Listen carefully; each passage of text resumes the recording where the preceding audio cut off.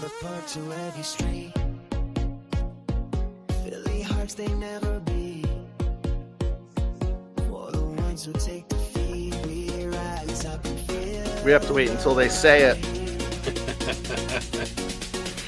Swing it hard, we take our shot. Every game Say it. we hit the spot. Fuck the Fuck the Mets. Fuck the Mets. There it is. All right, Shit welcome slaps. everyone. This is actually what we're considering season 4, our 104th episode overall. We have a great show today, so I kind of want to talk about and give you some teasers on what's going to be on and what we're talking about. Donnie Ballgame coming in. We're going to talk about that. We're going to talk about what should be on everyone's mind right now. Bo Bichette. We'll also talk about Randall Grichuk. Is JT gone? If so, who's his replacement? I'm going to talk about the 1983 team. I just thought it was a fun deep dive to look into. We're going to talk about the new pitcher, Zach Pop.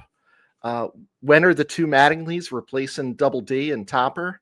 We're going to talk about some DD transactions, so this should help him either stay or get out of town. We'll find out about that. I'm going to talk about why Citizens Bank needs to bring a court back into Citizens Bank and some reasons.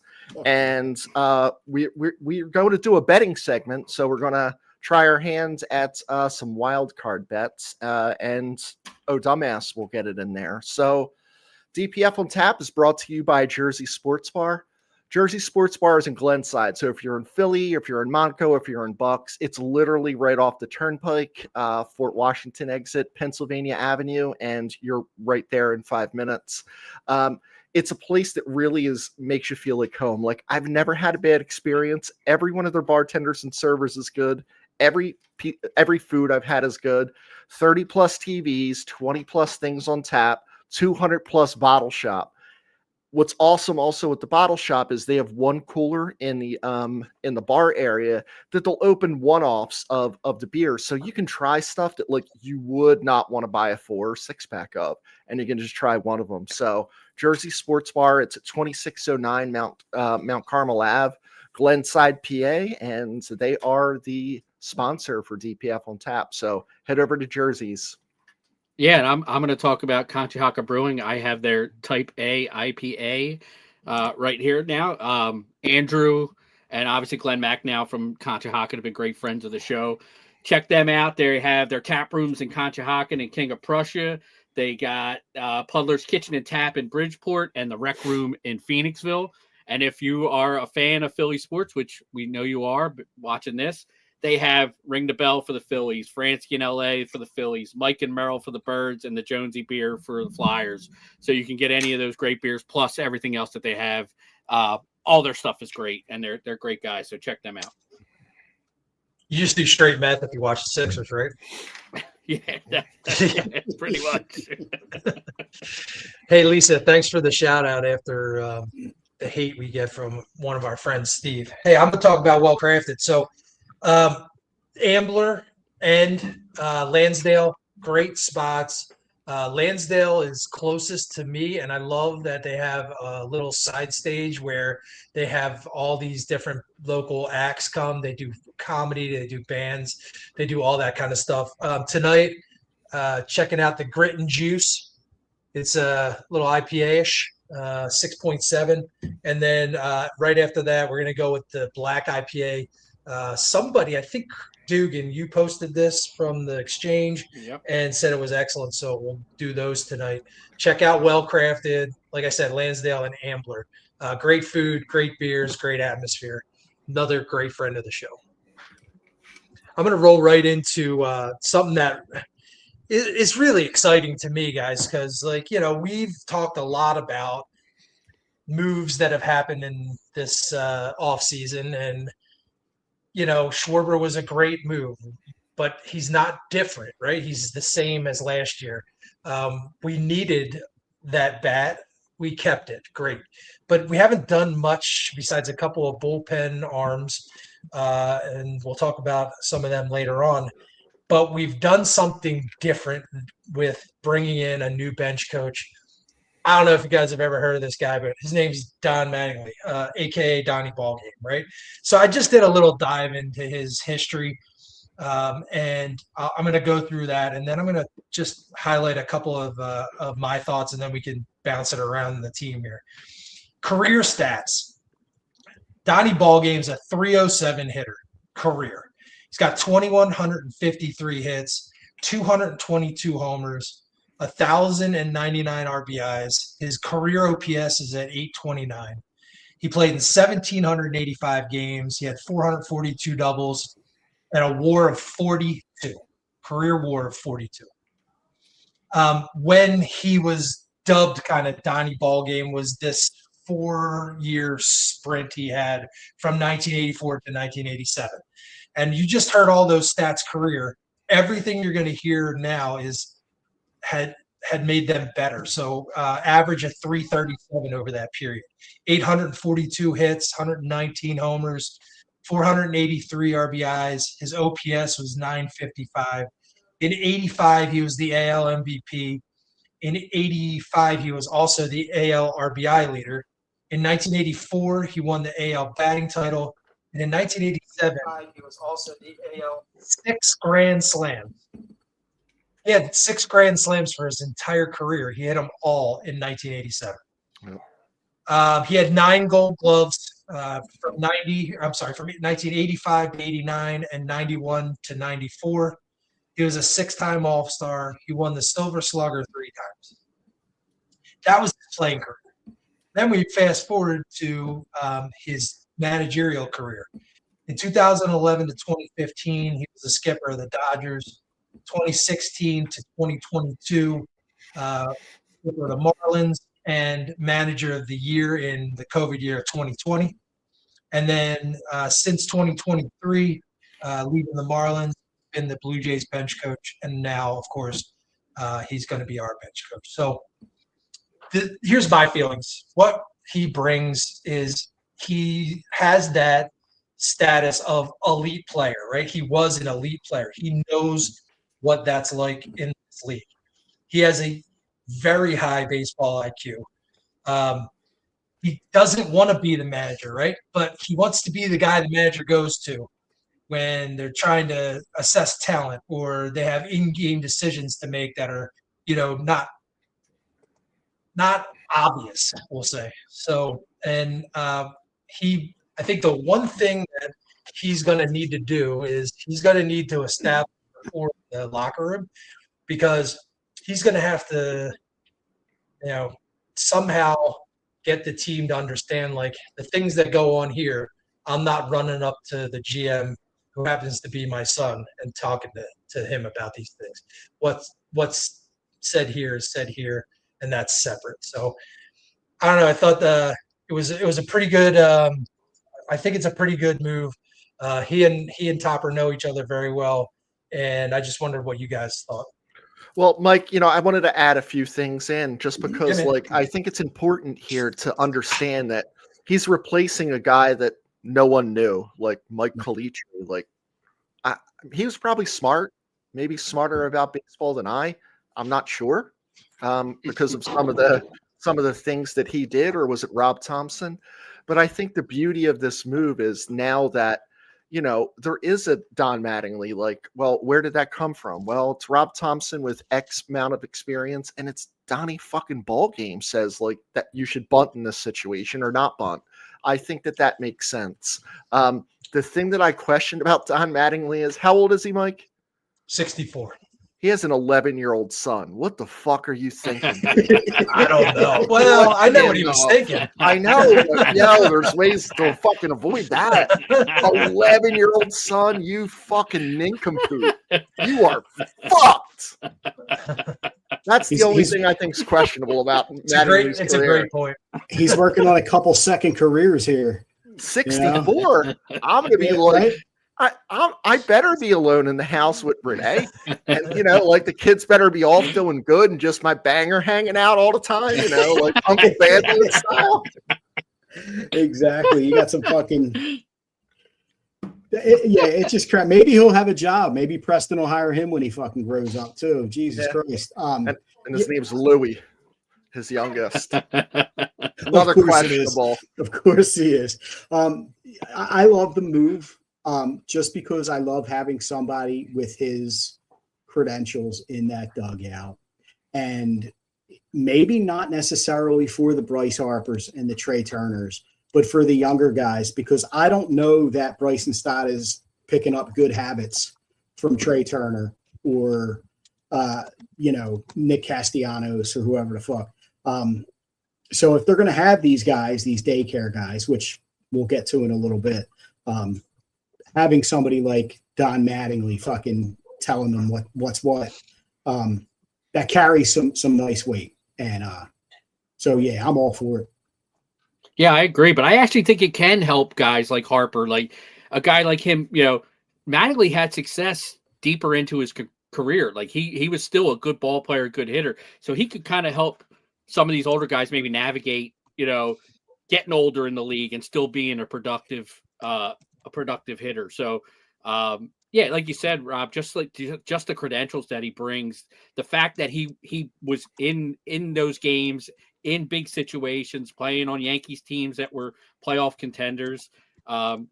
Unfortunately, never won a World Series. Still doesn't have one, even as a manager or a coach. But you can't take away what he did on the field, as a ball player. Defensively, he was, 9-time Gold Glove, batting titles, MVPs. Like, that's going to carry some weight when he has a conversation with guys, and carry some weight when he has conversations with Thompson. And, hey, I think we should go this way. I think we should do that. And the fact that they have a relationship from, both being with the Yankees for a long time, I think is going to make that even better. And I think it adds, it's like one of those little elements to a team that you don't really think about, but it could have great impact on how the Phillies operate this year. Yeah, I agree. Go ahead. His track record in the NL East isn't great, but again, he was with the Marlins. Yeah. I'm just wondering, is there? I don't remember him being a good or bad manager. Honestly, I don't. I just remember the team not being great and him not being there anymore. So his wife is 54, so she had this kid at 43. Yes, sir. Yeah, so that's pretty crazy. Was it a new wife? Was it a new wife? Yeah, it's a second wife. Yeah. He's Donnie Ballgame, man. Yeah.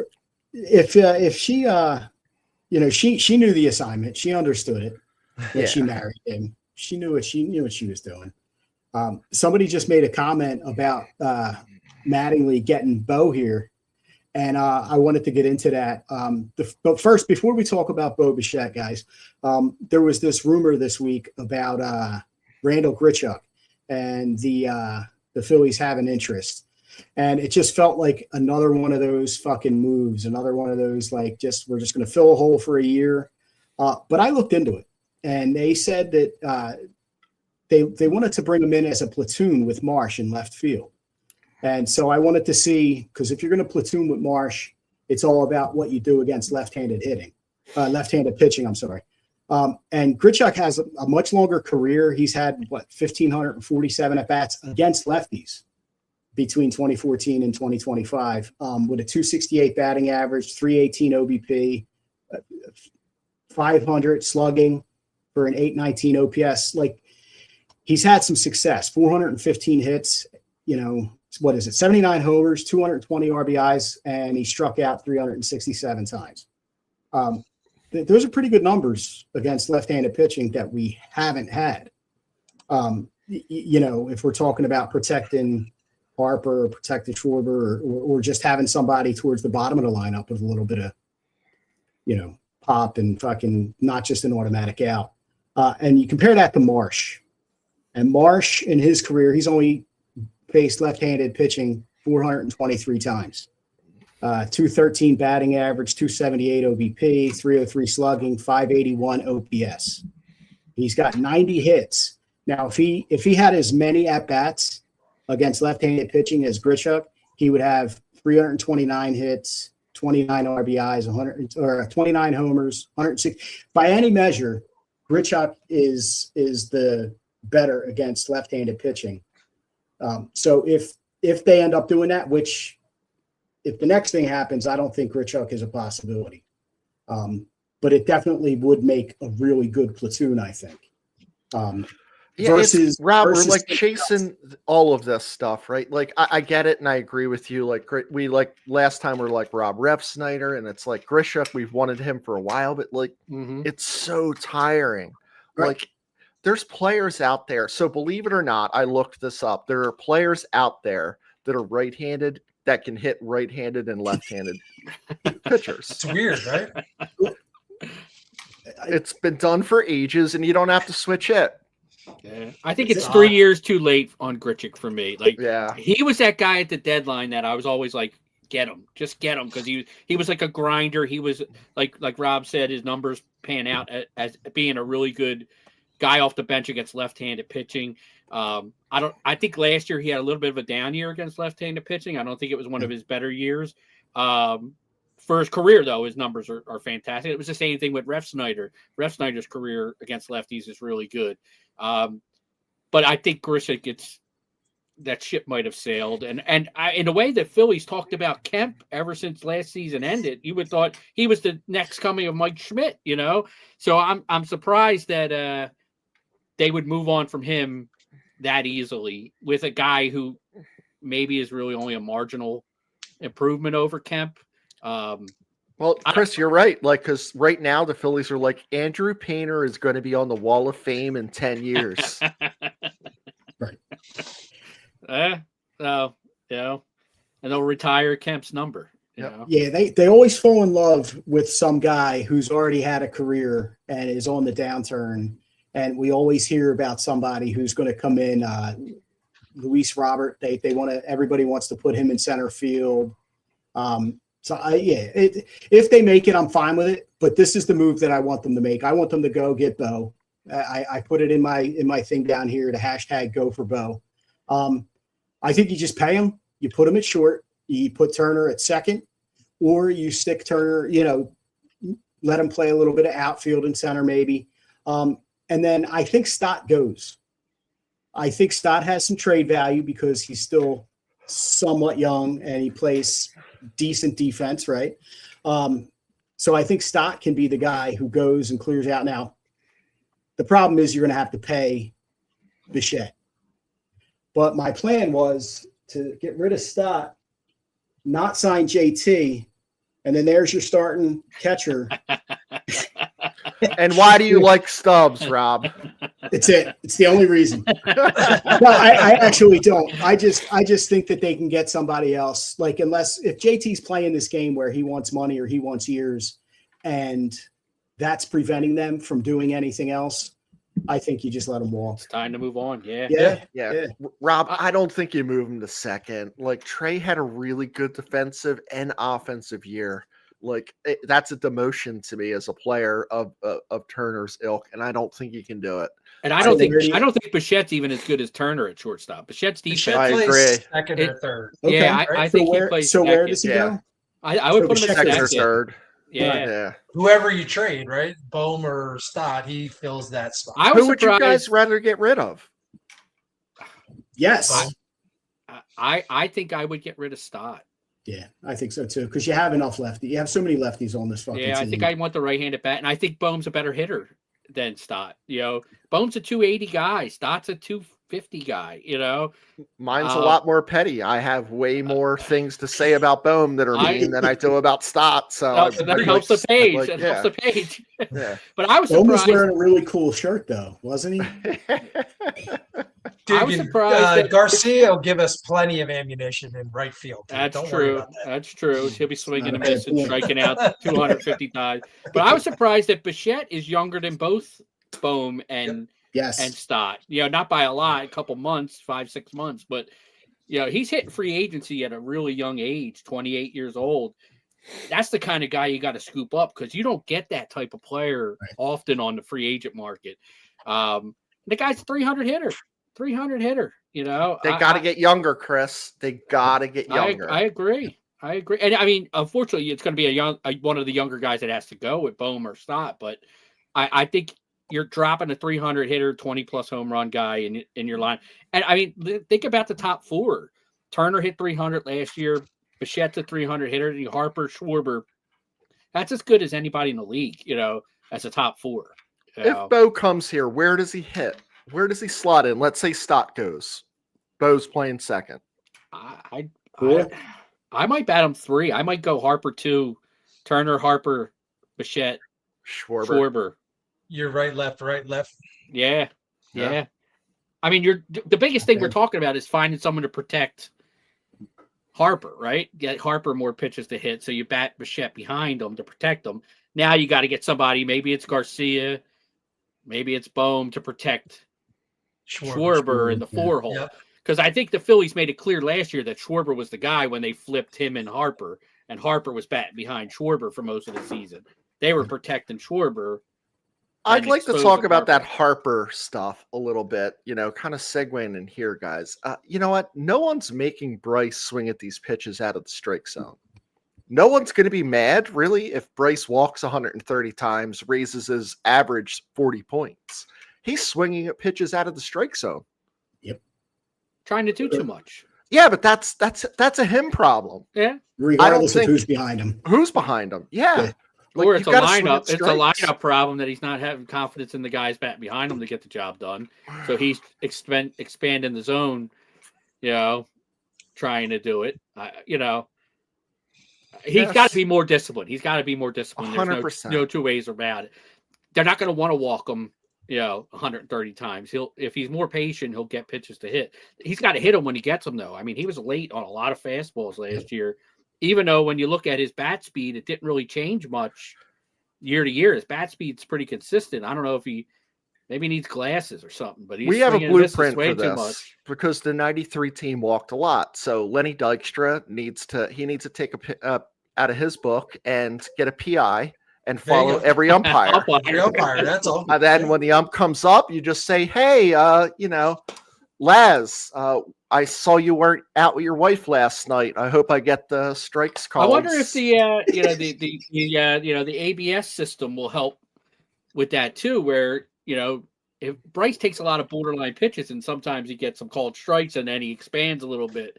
If he starts tapping his head and it's a ball and now that pitch a little off the plate's even more of a ball, this could help guys like him who are constantly expand the strike zone. And we hope that we can trust it, right? Because you're like, I don't know, does the ABS be like, oh, it's Greg Maddux, it's plus or minus 20? Yeah, it's plus or minus 20. It's 17 inside the batter's box. It's a strike, right? Yeah. Yeah. I mean, it'll be interesting. I'm interested in that, and that kind of leads me into my what I want to talk about is JT and possible replacements for him. And one of the things I'm thinking is the ABS system coming in with the challenges that kind of takes away from some of the strengths that some of these really good catchers have with the framing of pitches, pulling them from out of the strike zone into the strike zone. So is defensive catcher now and that skill that valuable to have, where a guy like JT can command big money, because if everybody just has to catch a ball in the strike zone, it changes the position a little bit. They changed it a few years ago with the bigger bases and the can only throw over so many times. Like it hurt catchers in that respect too, where, throwing down to the bag, throwing runners out. He's still great at it, but I'm going to throw out 4 guys that have kind of been mentioned as possible replacements for JT. I'm really not excited about any of them when I looked at their numbers and kind of their situations. But we are where we're at. It sounds like he's dug his heels in. He wants more money or he wants more years, and the Phillies have dug their feet in and saying, this is what you're getting. And with the whole Bo talk, the Phillies might be looking to move on. So the first guy is a free agent, Vic Caratini. 32 years old. He's been in the league 9 years. He's a career 244 hitter. Last year in Houston, in 114 games. He hit 259 with 12 home runs, 46 RBIs. Again, my concern with all these guys is they don't play a lot. They're not playing that much. Like, we're used to JT catching 145, 150 games. So Caratini, the most games he caught in a season was 101, and the most starts he had was 81. So he's only started like half a season. Yeah. So when you start talking about getting these guys, now you really got to have a valuable backup. That can play a lot. Because these guys just don't have the chops. The second guy is another free agent, Jonah Heim. He's 30 years old. Last year with Texas, he hit 213, 11 homers, 43 RBIs.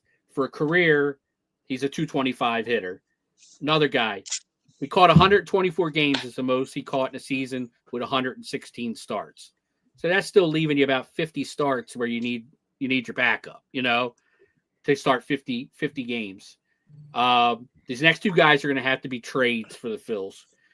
Ryan Jeffers, he's with Minnesota, and he's the youngest of the lot. He's 28 years old, but again, another guy. Most games he's caught is 88.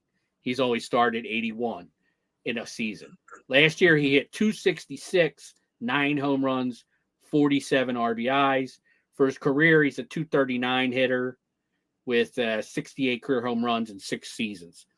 Probably of this group, he's the one I'm most excited about, not just because he's the youngest, but he's probably had the most successful year last year, coming off his most successful year, and he played 119 games last year. And the last one is the Reds catcher, Tyler Stevenson. He's 29. He's caught as many as 127 games in a season with 112 starts. Last year, he was 231 with 13 homers, 50 RBIs. For his career, he's a 261 hitter with 63 home runs in 6 years. So I think all these guys come with question marks about their durability. How many games can they play? And none of them are stellar bats. They're they've had up and down years, it looks like, in their careers. The most consistent hitter is probably Stevenson. He's had years with 294, 319, 258. He's probably the most accomplished of the hitters, but for some reason Jeffers is kind of sticking out to me as my number one target if the Phillies are moving on.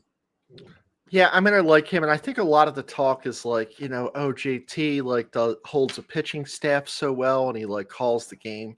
I don't know. I'm not really worried about Zach Wheeler. I'm not worried about Aaron Nola. I'm not worried about Sanchez. Honestly, I'm not worried about the pitching staff being handled by these guys. So, I want the offense and playing more, right? Because I would in today's game, it's possible for a catcher to be an offensive person as well. It's not very often this happens, and we're worried about JT. These other guys only play in 80 or 100. JT's probably there in 3 years. It's impossible to catch 120 games that old, right? Yeah, right. I think, I don't know, and I think that's the point that the Phillies are making. But again, when we were talking before the show, is this all a dog and pony show to get JT in here? Because listen, is anyone going to be mad that JT's brought back? Well, no, everyone's going to be all right, they brought JT back. He's a good defensive catcher, right? We're going to tell ourselves that. Yeah. But my level of excitement goes way up if we get Bo. I don't give a fuck who the catcher is at that point, honestly. You can throw Stubbs and Marchand out there. I'm going to rip them during the year, but right now I don't give two shits. I want Bo. And why does it make you excited? For the same reason why Don Mattingly made me excited. It's something different. Yeah. We're not just running back the same squad and expecting something different. Did any team ever win the World Series because their catcher caught 140 games? He controlled the staff so well. That's why they won the World Series. It was the way he handled reasonable. The staff. Yogi Berra, I don't know. He hit 257. He hit fucking 19 home runs, but he handled the staff so well. I mean, and think about this too. You don't even necessarily have to get rid of Stott. He could be your bench guy. What was his arbitration number? 5 5.2 million. You know, he's you know, cool. that's what Ref Snyder just signed for $6 million to be a platoon guy. You know, so 5.2 million to have a Gold Glove caliber guy on your bench that can play shortstop, second base, and he played a little third when he first came up in 2022. Yeah. You know, so he can play all three positions. He can just be that left-handed bat on the bench. I mean, that improves your bench dramatically right off the bat, having a guy like Stott on the bench. Now he won't be happy about it, obviously, but he can play second, he can play short, he can play third. Neither will Las Vegas boy Bryce be happy about that. Then you have like the same guy, right-handed. Edmundo Sousa does that from the right side, and Stott does it from the left side. That's it. True utility. Are you going to be happy, or do you want a ring? Right?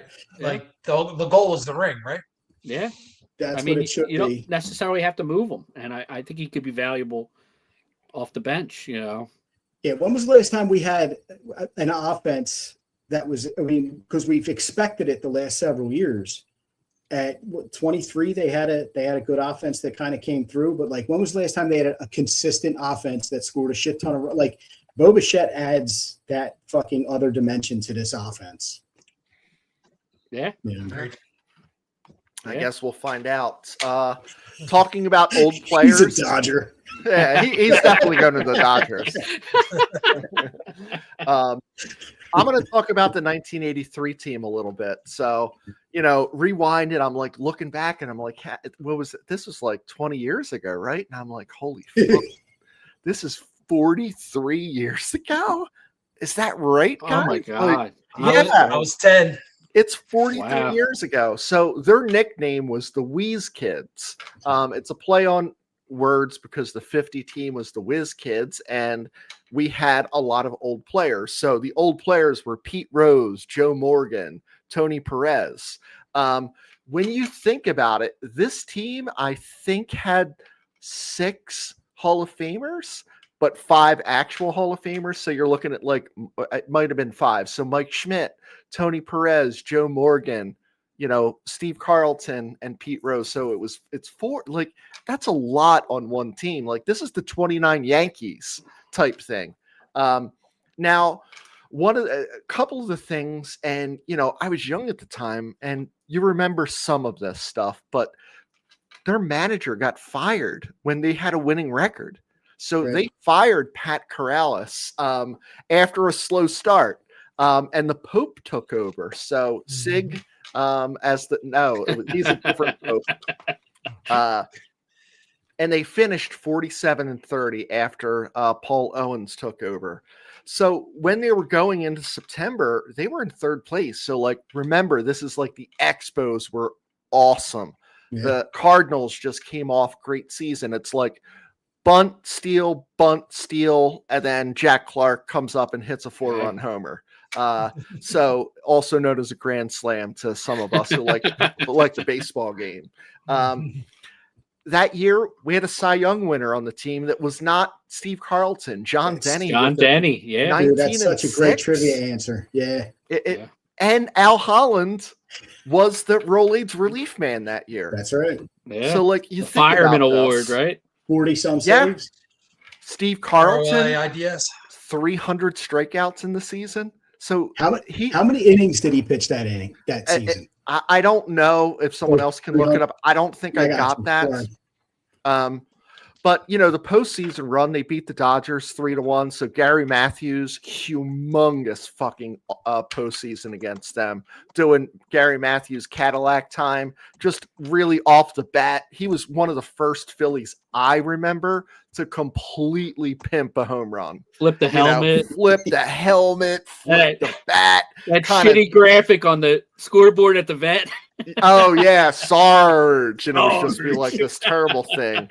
283 innings.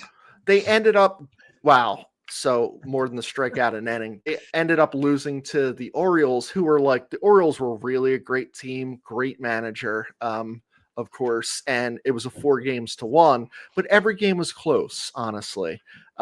Looking back at the World Series, some of the things that kind of stuck out were like Pete Rose is on the team, and he didn't start one of the World Series games. Wow.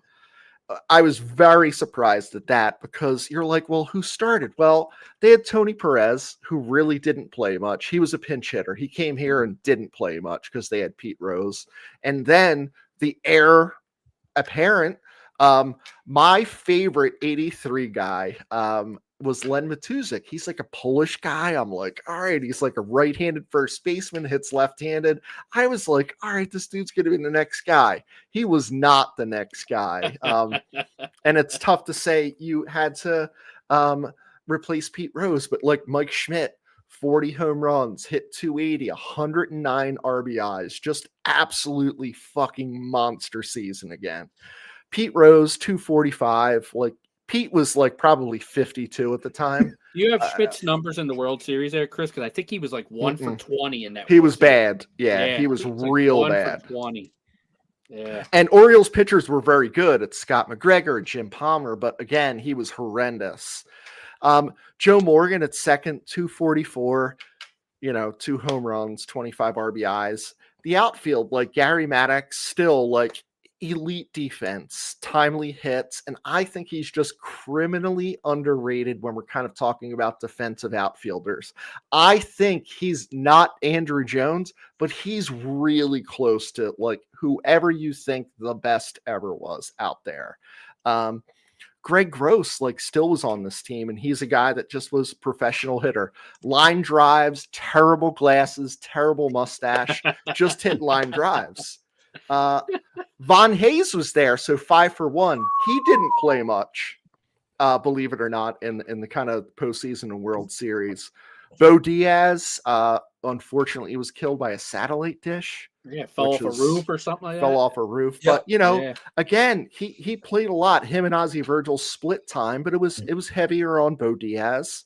Ivan De Jesus, like we gave up. We know who we gave up for him. I don't even want to get into that. Larry Boa, Ryan Sandberg. But, he glove first shortstop, but the dude still hit 258 that season.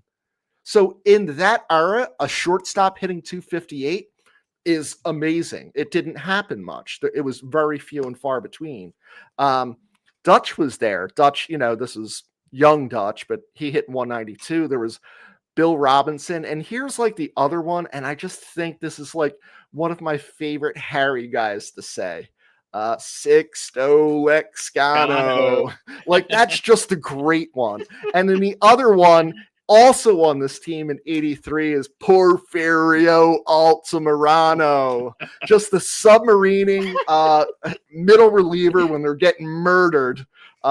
Terrible. No Candy Maldonado on that. Yeah. Like imagine that. Like Harry would have lost his mind. Charlie Hudson, Bob Walk, Dick Ruthven, John Denny, and Steve Carlton comprised the starters for the most part. And then you had like Larry Anderson in his first stint with the Phils, and then he came back in 93. Dickie Knowles was still there. Al Hollins. Tug McGraw was still there, believe it or not, and Al Holland was a closer, so like he usurped that position from him. But I just think it's a really interesting team that is like the forgotten team of the Philadelphia. Like you remember 50, and then you're like 80, and then you just skip to 93. 83 gets forgotten a lot. And I think it's because, I don't know, like Pete was done at that time, and you're like, Joe Morgan and Tony Perez were here. Like, that's the Big Red Machine was here. Do you remember that Sports Illustrated cover from spring training? It was the three of them on it in the Phillies uniforms. That was a cool, iconic.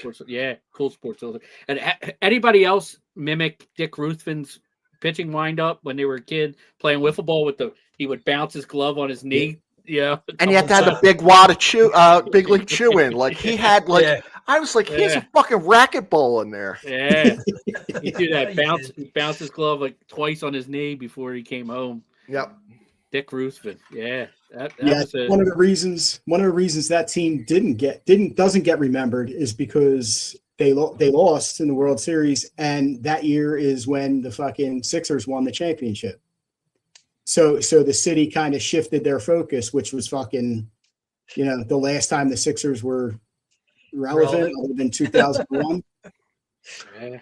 Are we in a It's- renaissance again? Because like Eagles playoffs and the Sixers are beating people they should beat by 21 points last night. That's right. The Flyers had an old time hockey game with like Dude, if you're a great hockey fan, if game. you didn't watch that and weren't juiced up, like I was like ready to fucking run through fucking walls. It was awesome. And it was like a Bills- vendetta game. Yeah. Yeah. And Ducks are dirty motherfuckers, man. I'm gonna Yeah. say that. They are dirty. And apparently it's okay to say fuck on TV now because Ziegler said it after the game. Said it a and couple then- times, right? And then that was they that was replayed great it, though. I heard. I don't He just- know if you guys have noticed this, but we've used fuck quite a bit on the page. Here on the page, and then recently I'm seeing like more of these, like they're not mainstream media, but they're the closest thing. They're now using fuck. Yes. So it's like, I wonder where they learned that from. Interesting. There you Well, after talking about Dick Ruthven, who I remember loving, I just wanted to check in on one of our latest acquisitions for this coming year's bullpen race. There's really 6 pretty solid folks that have jobs. Granted, everybody stays healthy, but there's a couple of folks that are going to then vie for this 7th position, and we just signed a guy named Zach Pop last week. So I wanted to just talk a little bit about him. He's 29-year-old righty, has a heavy sinker, and what that means is that he throws a lot of ground balls. So he's between 50 and 60% ground ball outs in his career, which is fantastic. He has 163 Major League Baseball appearances with the Marlins, the Blue Jays, the Mariners, and 1 for the Mets, which was last year. His career ERA is 4.88 in 163 and a third innings. And a couple of the things that really make him attractive are he's cheap. His major league salary, should he make the 40 man, is $900,000. His minor league salary is $250K. It's a 1-year deal either way. He's out of options, so if he doesn't make the 40 man, he hits waivers. He had a rough year last year, so again, this is one of these reclamation projects that Double D loves to go out on. And he had a little bit of an elbow issue that's supposedly been cleared up now. The Phils like him because of the ground balls, his salary, and he's kind of a decent middle reliever. His best year was 2022. So in 2022, with the Blue Jays and the Mariners, he had 35 games, 2.77 ERA, 1.15 WHIP, 39 innings, 25 Ks, 4 walks, and gave up 12 earned runs. So this is one of those projects where they're thinking, get him into camp, get him with Caleb Cotham and that crew. And if we can see something that mirrors 2022 at all, he makes the squad as that 7th bullpen arm. But if not, then they're going to DFA him and let him hit waivers. So Right. So this guy's never coming in when the Phillies are winning, unless it's extra. no, he's a middle inning. Like never. No. A lot of the guys they've signed this offseason, the bullpen guys, are all heavy arms, big arm guys, 97 plus. I don't know if I necessarily like that. They tend to be throwers more than pitchers. I like pitchers, but if you get guys out, who gives a shit, right? Get them out. Yeah. If it's with a fastball or a slider or a curveball or whatever, just throw strikes. I think that's the biggest thing in the bullpen. When you come into a game, no free passes. You can't put a guy, make them earn it. If you give up, I'd rather see you give up 4 straight singles than 2 walks and a single. I'd rather come in, throw strikes. Yeah, agreed. And that's why, if you look at his 2022 numbers, 25 Ks, 4 walks. He pretty much did that then. So they're hoping he gets back to that kind of level. Yep. Yeah, I think one of the things when you said, Mike, that he throws that heavy sinker and he gets a lot of ground ball outs, I thought, Chris is probably right. He's probably not going to pitch in any important spots, but if he does and he goes back to being this pitcher, this ground ball out pitcher, that's really big for a place like fucking Citizens Bank Park, where if he's just throwing fucking 98, 99 and they're making contact, those balls are sailing. So we already know straight fastballs fucking get deposited. That broke our hearts a couple of years ago.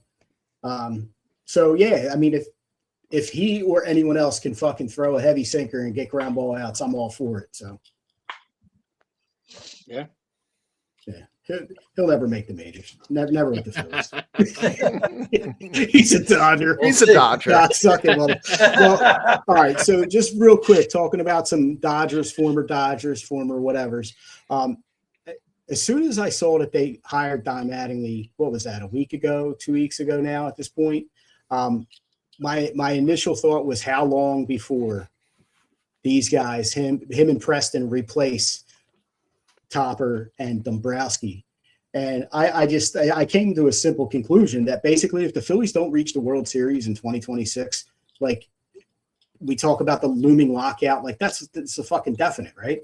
So is Topper going to sit out a year with his fucking dungarees and fucking Marlboros, drinking his Timmies? Is he really going to want to come back in 27 or 28, I should say, if it's resolved by then? Or is he just going to want to kick it? So that's kind of my take, is that if the Phillies don't make a run at the World Series in 26, that could be the end of Topper, and Dombrowski's got 1 foot out the door already. Does anybody know what year Sam Fold is in? Like, is he a senior yet at Villanova? Like, I was going to say, like, I think he's a freshman still. He's taking one class a semester, that motherfucker. He's milking it. He's milking fucking financial aid. Right. I think he's on work study right now. He is on work study. He's in the cafeteria, fucking slinging mashed potatoes. It's just work study and Physical plant. All those mainline fucks. But yeah, so it was just a thought that I had. We could be looking at the Mattingly reign here pretty soon. Yeah, so I never say never, right? But I read a couple articles looking up stuff for my Mattingly rant, and his deal with Topper is I never want to talk to the press. I don't want to deal with the brass. Like, he has done that with the Dodgers and the Marlins, and that's the part of the job that he does not like. So I'm not saying that they can't throw a number at him and he'll slot in, but I'm saying right now, and I forgot he had an 11-year-old, so that could play it too. Well, yeah, because the 11-year-old's going to want to go to fucking private high school soon, right? He's going to to go to prep, yeah, right? And that's like $30K a year, I assume. Right. And he's going to want a new 46-year-old wife within the next 10 years, right? Like possibly, right? So that's the only thing that I think it would be a lock if it weren't for, I've read a couple places like he doesn't want to be the man, and maybe that's just right now. I don't know. And that makes sense, because when you see Don Mattingly, you're like, this dude's like the fucking Aaron Nola of personalities. Like, he's just like chamomile tea. He doesn't really have one, right? He's just kind of like, he's there, he's got some knowledge, but he doesn't want to be in front. That does not mean he cannot be successful, but he is probably not a manager in that instance. Yeah, I mean, comment in 3, 2, 1, go. I did see where Mattingly said he wasn't interested in managing anymore. He was committed to being a bench coach for the next couple years or whatever. But, situations change. The Phillies get off to a slow start and they want to make a move. He might be willing to step in and be the manager. I mean, obviously that kickstarted the Phillies in 22 when they fired, Bonehead Girardi. 83. And Tell you what, if Dave Roberts doesn't win 140 games, he better watch his ass next season. Yeah, right. Yeah. Seriously. Yeah. Seriously. Well, and one of the other things that could prevent him from managing, and maybe this is on his mind too, is like Chris said, I don't even remember what he did in Miami. If he didn't make an impact down there, like, what the fuck? So I'm Well, not it's saying his manager of the year in bad team. 2020. So Yeah, bad With team, Miami? That's bad. COVID year. yes, it's COVID. They this is made the true. playoffs, right? They made the playoffs that year. Yeah. Cardboard cutouts. Yeah, yeah, that's interesting. All right, well, we've talked a lot about Dombrowski. So I put together a little something. I was trying to look at, we bash this guy, right? We're always on Dombrowski's ass about moves or no moves or this or that, the other thing. So I want to look at like how the Phillies have done since Dombrowski's been hired. Like what have they done? What moves has he made, particularly at the trade deadline? And kind of just, amongst the four of us, let's give this guy a grade. Like how's he doing? So Dombrowski was hired by the Phillies December 11th in 2020. We all know the Phillies had a long drought of not making the playoffs before he got here. So since he got here, his first year, 2021, the Phillies went 82-80. They finished in second place. They were 6.5 games back in the division. Did he fire Tandick? Did he fire Tandick? That's a good question. I don't know. Yeah, I'm wondering because I don't know. that would ascend my grade immediately. It gives him a little Right? plus. Yeah. He gets a grade on a curve after that. 2022, the Phillies improved their win total. They went to 87-75, finished in third place, 14 back in the division, but they went to the World Series and they end up losing the World Series.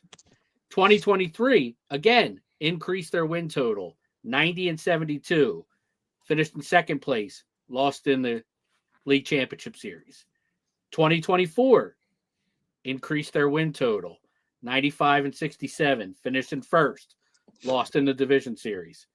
2025, increased their win total, 96-66, first place, lost in the Division Series. So there has been improvement every year since he's been here. The team has won more games than they did the prior year.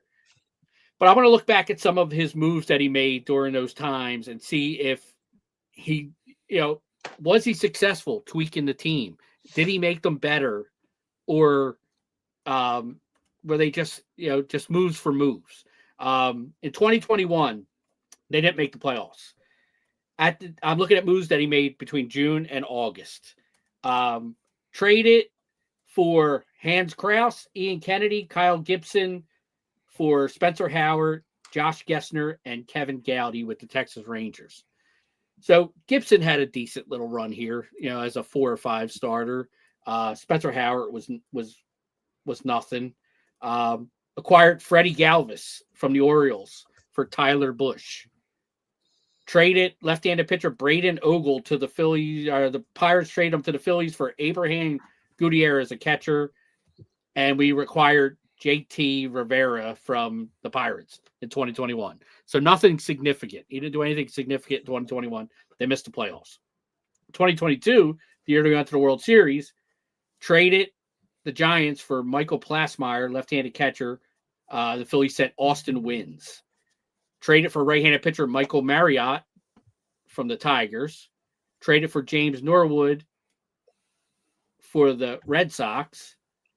Traded Corey Oswalt to the Rockies. And here's where he started making some moves. We got Edmundo Sosa for Jojo Romero in 22. We got Brandon Marsh for Logan O'Hoppe in 22. We got Noah Syndergaard for Mickey Moniak and Jadil Sanchez. We acquired David Robertson from the Cubs. And then a minor move for a shortstop, Drew Maggi, that we traded to the Pirates. So overall, I think, 2022, the Sosa move, he's still here. He's an integral part of our bench. 2020, Brandon Marsh, the Phillies needed an outfielder in 22. Marsh filled that role admirably, and obviously we went to the World Series, so I would give that move a positive thumbs up. Syndergaard was what he was. Average starter. I think it was kind of a nothing move. I mean, he was thrown into that World Series. I think he pitched Game 4 of that World Series. He probably had no business taking the mound, but that was the situation the Phillies were in at the time. David Robertson's first time around here with the Phillies. or maybe it was his second. I don't remember in 22. Wasn't that great? Not stellar. Not stellar. So, and then a minor move. 2023, the Phillies acquired Michael Lorenzen at the deadline for second baseman Hae-Yu Lee. And our favorite trade that summer was for Rodolfo Castro, traded Bailey Falter for Rodolfo Castro. Lorenzen had his shining moment with his no-hitter. Other than that, he was pedestrian. He was a nothing move. 2024. Let's try and get to the highlights. 2024, the Austin Hayes move, trading Sir Anthony and Christian Pache. And these are only deadline trades, deadlines, right, Chris? June to August. Yeah, June to August moves. We also acquired Carlos Estevez for George Klassen and Samuel Aldegari. Addition by subtraction, we got rid of Gregory Soto. We also acquired Tanner Banks, and that's pretty much it for that. So, I mean, I know like Austin Hayes, he was hurt or sick the entire time he was here. That move became, the kidney thing. Yeah, it became mute. He really never had a chance to impact the team in any way for various reasons. I liked Estevez. I thought he was pretty solid. I know he gave up the big hit to Lindor in the playoffs, but during the regular season, I thought he did a nice job for the Phillies, and he was a guy that I actually wanted to possibly bring back. But overall, he didn't break the bank. He didn't make the big move to get them over the hump in 2024. And then last year, 2025, we got Duran and we got Bader, which I thought were 2+ moves. So I think overall, I mean, grading what Dombrowski's done, the fact that the team has improved every year in the regular season, but then you got to factor in their playoff decline from the World Series, League Championship, Division. I'm going to give them a C. Hold on. Time out. I have an answer to the first question. The Gabe Kapler was fired by Phillies managing partner John Middleton. Middleton made the final call after team president Andy McFall and GM Matt Klentek initially preferred to keep Kapler. So there's your answer. So it was before Dombrowski, yeah. But yes. I my grade is going to be a C for Dombrowski. I think you look at what he's done. I think they've been successful. The team's obviously successful. They weren't a playoff team before he got here. They've made the playoffs for the 5 years that he's been here. So that's a positive. But I don't think he's made the moves at the deadline that have put them over the top. And I still think like he might be able to redeem himself with Bo Bichette. That might be the move that he can move that C to a B for me. And if they win the World Series, maybe it goes to an A. I think he's done a decent job. I just don't think he's been a game changer like he was in other, in Boston, and I agree with you. For me, he's a tick below average, right? C- I put. I think Steve Mold put that in the comments after I wrote it on the back of the paper there. We've been looking for that big move, right? And it just seems like, for lack of a better term, a dick tease, right? Like every single time it's the trade deadline. What are we going to do big? What are we going to do big? It's the off season. What are we going to do? And then, it never seems to come. So I say C- up to this minute. And I totally agree with you. Get Bichette, go win a World Series. It turns into, B, maybe an A-. So I think the Austin Hayes thing could have really changed. And I don't know why no one told him to go to you just don't go to the washy-wash room at 9th and Randstad. Right? It's just the other one. It's guaranteed fucking kidney problems, Austin. Right? Don't go to that one. It's impossible to give this dude something over a C. F is too low. So I'm like, I don't know. This guy's a D+ to me. Like, I don't know. And it's triple D. Just Dave Dombrowski gets a D. I just say a C. And as I'm listening to Dugan rattle off the deadline deals, the first couple of years, like, Jesus Christ, what's he doing? But the last couple of years, he's gotten some moves right. He hasn't made a splash. Everybody's pissed about that. But he's made some good moves, especially with the bullpen. We've had some effective guys. I think Duran is going to pan out. They have him for what? One more year signed? Through 27, I think. Through Through 27. Well, okay. Yeah, so he's gone. Yeah, right, so he has one more year. Yeah. So I would give him a C, but they've improved since Topper got here too. So it's like they kind of go together, even though McPhail fired Girardi. Have they, guys, or has the NL East gotten worse? That's the other question, though. Or have they just treaded water? The Braves are horrendous. The Braves are fucking like The Mets shit the bed. Yeah. The Nationals are a joke, and the Marlins are a joke. Honestly, Right. so you wonder how You're can winning you a give bad Dave division. any of that? Yeah. Yeah. It's a good point. Yeah, that is a good point. Yeah, but I just say, yeah, I think he's just it's just a C. he hasn't moved the needle. Yeah. He's Yeah. a see you next Tuesday. I want to do a little bit history lesson, and obviously a lot of people know this, but in the vet in the 80s into the 90s, maybe even to the 2000s, but I don't think it was true. There was a court.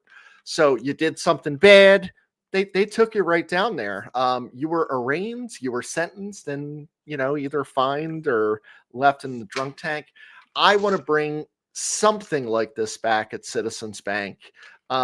It's a little bit different. So it's more of like a kangaroo court-ish. It's not legit court. There are some things I'm going to bring up here that are absolutely extreme problems for me. So I've kind of broken these down into different areas. So I think there's emotional or behavioral violations that need to be adjudicated within Citizens Bank Park. One of them is attending the game because it's just the place to be. You wanted to get outside, get out of the house, enjoy 9 innings on Instagram, on your phone. To me, like, there should be some type of court that, like, yeah, we're gonna send people down if you're watching your phone.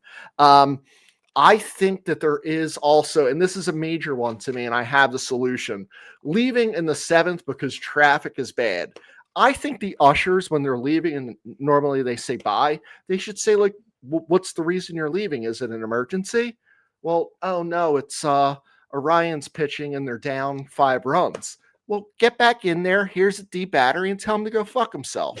Like, that's why you stay. And it's an instance where, like, I can remember one of the, I think it was in the time of texting, my cousin texted and said, oh, our Aunt Joan died. And I was like, oh, wow, that sucks. And I called and he's like, yeah, our Aunt Joan died. Are you going to go home? I says, I don't know. Is she going to be dead after the 9th inning? Still? Because what the fuck am I going to do? I can't fucking revive her. I'm staying for the fucking game. I'm going to break it down into, like, now knowledge issues. This is not kids. Kids are exonerated. They're not allowed to be adjudicated in this instance. Who's pitching? And it's the 4th inning. Now, if it's the Marlins, or sometimes when the Phils play the Mets and give them a beating, I can be like, it's not the starter. Who's this guy?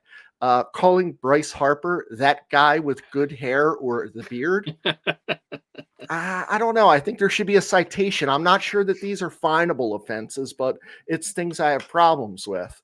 I'm going to move to food. Ordering a salad. Come on.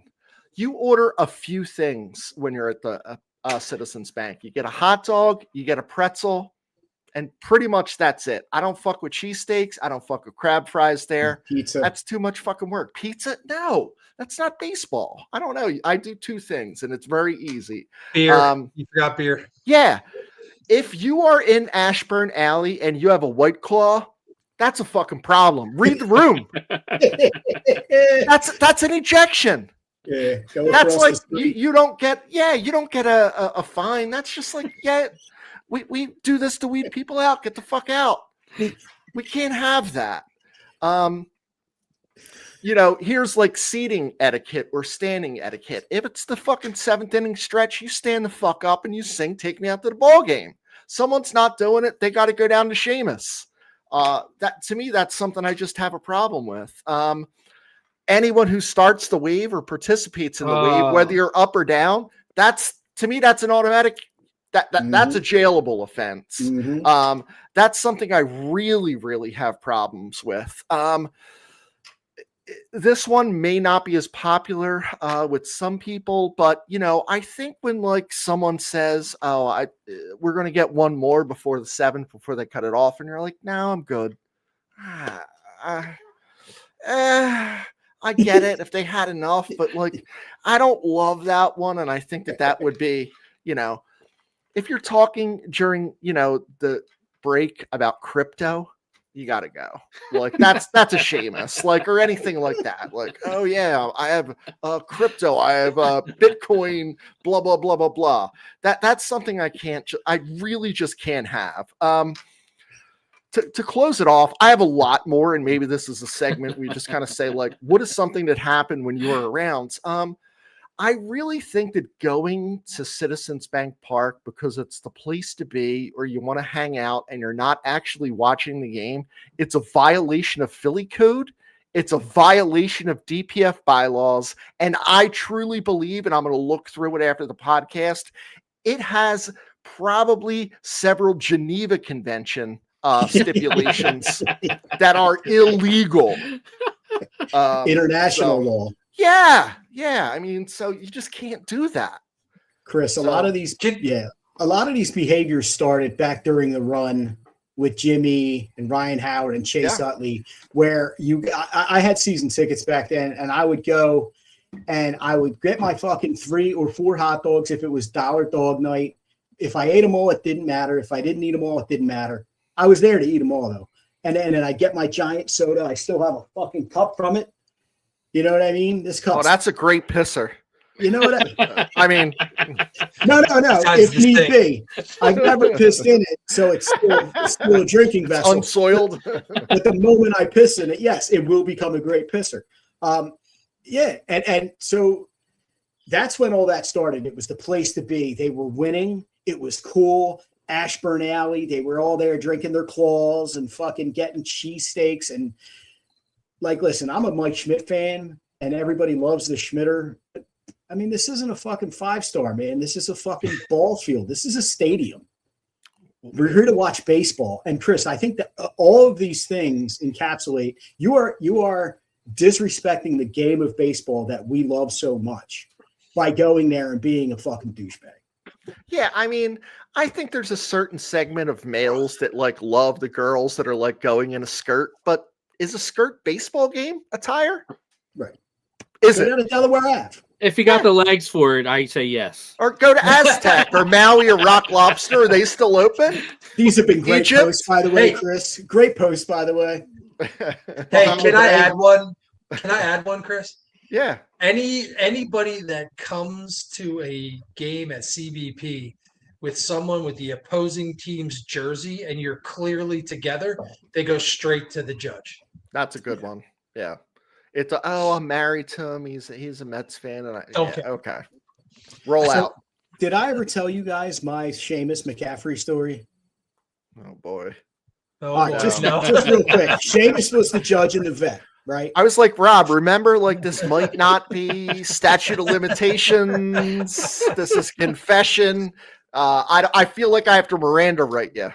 2003, we got in a big fight at the bar in East Falls. That shocks me.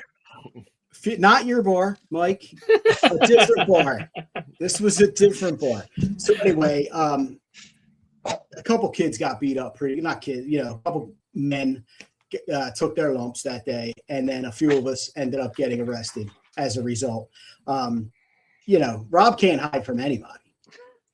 They're like, who was there? A bunch of people with baseball hats and the one-arm guy. So guess what? I'm fucking caught every time. So anyway, so we go through this whole thing. We get arrested, blah, blah, blah. Court date comes up. Everybody else has a lawyer, and I'm living in Florida, whatever. I come up for trial, or I come up for court, and Sheamus is the fucking judge, and I have a fucking public defender. And the public defender is sitting there. He comes in all disheveled, tie this way, smells like booze. But this guy knows the ropes. So we're sitting there at the table in front of the judge, and the people are up there talking about when they got into a fight and blah, blah, blah. And he says, my public defender says to me, put your arm up on the table, talking about my stub. And I was like, nah, man, I'm not going to. He's going to, he went, trust me. So I leaned on the table like this, and I made sure I stuck it out and all that with my fucking Woolworth suit. And fucking if Sheamus McCaffrey, if I didn't catch that motherfucker staring at my arm, he looked at it, I looked at him, he saw me looking at him and looked away. Fucking within 5 minutes, the public defender standing up and saying, I moved for a dismissal. They have no fucking evidence against, and Sheamus McCaffrey's like, wait a minute. So you're telling me that you started a fight, you got beat up, and now you want to get these guys thrown in jail, and you have no proof that this guy was involved? And he's like, yes, sir. Case this, like, you get out of here, Gardner. Like, it was just like, leave. Sheamus was a real one. Like, he saw me sitting there, and he was like, this motherfucker ain't going to jail. The Teflon Butcher. Yeah, one and only son. McCaffrey was fucking nuts. So they need to put another court in a fucking stadium. Hey, someone online wants to know how they cuffed you. We had this talk. I took too many times, man. Too many times. No, come to our next meetup. Yeah. Let's have a story there. Buy some Right to his dong. Buy some fucking merch. That's right. That's right. To close out the show, we're going to kind of talk about the NFL and just do a little bit of betting back and forth. So what we figured is, like, you can bet on one game, you can call one game a lock, but I'll kind of start it off. So we have the Rams and Panthers. I have the spread as the latest spread is like Rams by 10.5. Yep. And the total over under 46.5. I'm going with the Rams here, and with the points like 10.5, they're going to win by 2 touchdowns minimum. The over under I'm not touching, so I would leave off of that because I think it could be 24-0. Honestly, that type of situation. Packers and Bears. I don't love that the Packers are favorites away in Chicago. In the snow, like, the weather has to play into this, right? So when you're like a gambler, you got to go and see, like, is it hot? Is it cold? Is it snowing? Is it raining? I'm going with the Bears on this one. I don't think Green Bay goes into Chicago and does it. I think this is that one time again. And then it's 45.5 with the snow. I'm going under on this one. Neither defense is great, but I think this is one of those like 20-19 games type of thing. Bills at Jaguars. I am not touching the over under. It's 51.5. I have a feeling it's going to go over, but I'm taking the Jags. I don't love a home underdog. In the playoffs, I think it means too much.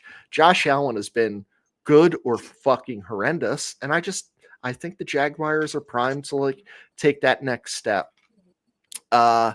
I'm going to skip the 49ers and Eagles just because I hate the 49ers and I really hate the 49ers. So I have a reason why I want the Eagles to win, but I really hate the 49ers. And I'm skipping the Chargers and Patriots because, like, I don't know. This Drake May had a good season, but I'm just not kind of messing at that one. It's 3.5 points. Over under is 46.5. And then Texans at the Steelers. Again, Houston is the favorite by 3, and it's in Pittsburgh. Houston's defense is incredible. So I really feel strongly that I would take Houston, but I think this is going to be close because it's an away game closer than 3 points. So I would actually take the Steelers +3 on this one because I think it's going to be another one of those situations where it's 16-13 and it's, mostly field goals and a safety thrown in. So I probably should have done that quicker, but it's our first time doing this. I got a couple of prop bets that I like. Can I go through those real quick? That sounds good. Kenneth Gainwell over 5.5 receptions. If you watch the last few Pittsburgh games, all Aaron Rodgers does is he looks down the field and then he dumps it off to Kenneth Gainwell. I think it's a lock. It's at plus 110, by the way. Travis Etienne, I can't remember how you say his name. ETN. Thank you. Yeah. Over 64.5 rushing yards. I think that's a total lock. And then AJ Brown. Oh, by the way, that's minus 110. And then AJ Brown, anytime TD at plus 150. I think those three are locks. And then I'm just going to give you one baseball thing because as I was going into this whole rabbit hole of betting that Chris made me go down again after I haven't done it for like 30 years. Can anybody tell me who the favorite is to win the World Series in 2026? I can, but I Yeah, won't. well, I 'Cause know. we had that conversation before. Sorry. It's pretty obvious, right? You would Or think is it would. You would think it would be. No, it's not obvious. Okay, all right. Chris or Rob, take a stab. It's the Blue Jays. It's the Phillies plus 425. I would have said the Dodgers. I would have. They're plus 450. They're second. It's crazy, dude. I So have no idea Vegas why. knows that Bo Bichette is signing, is what it is. Vegas Maybe. already knows. We all Maybe. saw him at a different Wawa today, didn't we? I mean, yeah. You goddamn right we did. I saw him out in By the way- fucking North Wales. By the way, Chris, that was fun. That whole assignment you gave us. I thought it was great. Oh, good. Yeah. I'll run through mine real quick. Yeah. Rams, Panthers. I got the Panthers covering this spread because I like them at home, but I'm also taking the under. I think it's going to be a defensive game, so I'm going with the under. Bears. Dugan. It's Yeah. going to be raining its ass off there too. That's what I'm thinking. I think it's going to be a defensive battle. So I'm going Packers, Bears. I'm going with the Bears. Snow. So I'm definitely I like the under. Yep. Bills, Jags. I like the Jags. I like the Jags in this game. They're a really complete team. Trevor Lawrence looks like he might have put it together. But I like the over. I think this is going to be a really high scoring shootout of a game down in Jacksonville. I love the Birds. I think the Birds are gonna cover this 4.5 is what I have, and 44.5. I think it's gonna be an over. I think this is gonna be like a 28-20 type game. I think the Eagles win it. Chargers and Patriots. I went back and forth on this one because the Patriots really haven't played anybody all year. They had a really soft schedule. Yep. This Drake May, I don't know. I think the kid's got a little bit of magic, and I think he wins this one. So I got the Patriots covering 3.5, and I also think it's going to be a high-scoring game. So I'm going with the over on that game, and I like the Texans to cover the 3 against the Steelers, and I like the under because I don't see Pittsburgh scoring much. Yeah. I Houston's think defense is so tough. Yeah, I think that all the scoring is going to come from the Texans, and I don't think they're putting up 40. So I like the Yeah, under right. in that. Yeah. All right, I'm going to go through this real quick. I already put something in on FanDuel because I figured if I'm going to Oh, you Hey. ain't mentioning us. if They ain't fucking paying us. You ain't mentioning no one. I said Manfool. I put it in on Manfool. Fuck you, pay me. Well, if they pay me. Now, so I like the Panthers getting the points too. 10.5 is a lot in a playoff game. They are at home, and I think the Rams. They could lose outright. Seriously, they could because of their defense. And if Bryce Young just gets hot, if he hits fucking Tet McMillan, it could be fucking game over. But I just like them getting the points. I like the Bears getting the points at home in a playoff game against the division rival. Like, I just like that. I didn't touch a lot of the over-unders. And then when you go to the Bills and Jacksonville, I like Jacksonville getting points again. You're talking about a home dog in the playoffs. And then with the Eagles, I didn't touch the line because this game, it could be a 3 fucking nothing final. How both of these offenses have been playing lately. And I don't know if San Francisco is getting healthy. So, but I did take the Eagles on the money line, and they're a minus 225. I have the Chargers covering in New England, which is a bit of a stretch. New England could blow them out and go over on their own. and fucking score 50 points. Drake May fucking had 5 touchdowns the other day. Or it could be a fucking tough game. You know, it could be a tough game. And so I got the Chargers covering. And then I got Houston covering the 3 against Pittsburgh in Pittsburgh.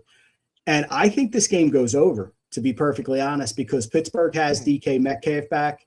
And that's Aaron Rodgers. That's the guy that Aaron Rodgers didn't have in the last few games because he was suspended. So I think he completes a few passes to DK. I think absolutely Kenneth Gainwell is going to catch a bunch of passes. But I think ultimately Houston wins this game. I wouldn't be surprised if Rodgers doesn't finish this game. He might get sacked 6 or 7 times. He might just say, fuck it. Yeah.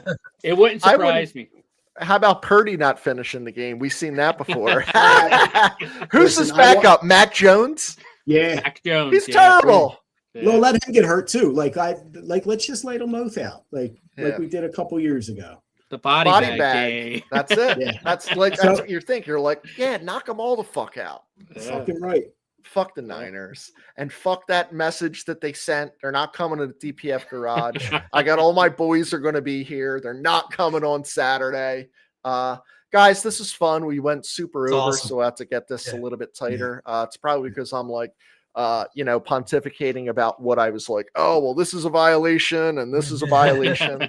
Because I'm like, up here on the soapbox about things that I don't like about when people go to the game. I do love people going to the game, of course, and I think it's important for younger kids too. So we are still going every other week for a little bit, but it's getting closer to us going weekly. So I think we're here in what's today's date? Add 14, the 22nd is when we'll be back. I think it's right around there. So thanks for joining us and have a good night. Fuck the Mets, fuck the Penguins, and fuck the Leafs. And fuck the Joe 49ers. Yeah, the fucking whiners.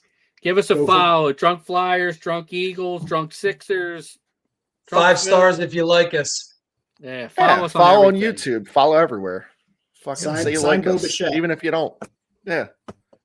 Bo knows. Have to end this motherfucking stream.